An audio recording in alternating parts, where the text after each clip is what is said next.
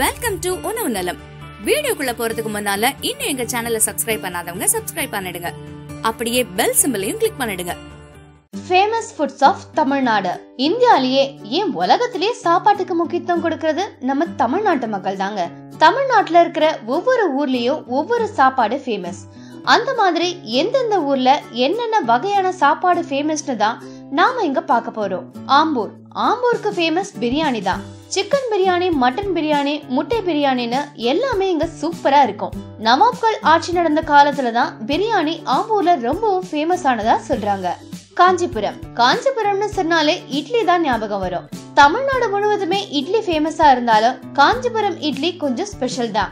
மத்த இடத்துல இருக்கிற இட்லி வடிவத்துல காஞ்சிபுரம் இட்லி இருக்காது. அது மட்டும் இல்ல, இதுல இஞ்சி, மிளகு, சீரகம் எல்லாம் சேர்த்து செய்வாங்களாம். நாஞ்சில் நாடு நாகர்கோவில் இருக்கிற ஒரு டிஸ்ட்ரிக்ட் தான் இந்த நாஞ்சில் நாடு. இங்க மீன் குழம்பு ரொம்ப அருமையா இருக்குமாம். இந்த ஃபிஷ் கறியை செய்ய தேங்காய் எண்ணெய் தான் நிறைய யூஸ் பண்றாங்க. அதோட மணமணக்கிற மசாலாவை ஃப்ரெஷ்ஷா அரைச்சி செய்யறாங்க. மதுரையில கிடைக்கிற ஜிகதண்டா மாதிரி வேற எங்கேயும் சாப்பிட முடியாதுன்னு சொல்றாங்க.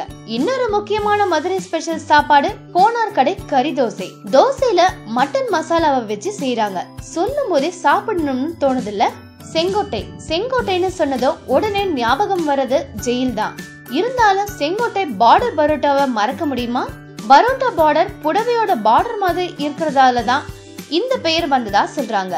இங்க பரோட்டாவை எண்ணெயில போட்டு சுட்டு எடுக்கிறாங்க. அதனால இந்த பார்டர் பரோட்டாவோட டேஸ்டே தனிதாங்க. வெறும் 5 ஊரை பத்தி மட்டும் தான் இந்த வீடியோல சொல்லி இருக்க. மீதி ஊரோட ஃபேமஸ் சாப்பாடு என்னென்னு தெரிஞ்சுக்கணுமா? அப்ப எங்க சேனலை உடனே சப்ஸ்கிரைப் பண்ணுங்க. அடுத்தடுத்த பதிவுகளை மறக்காம பாருங்க. நன்றி.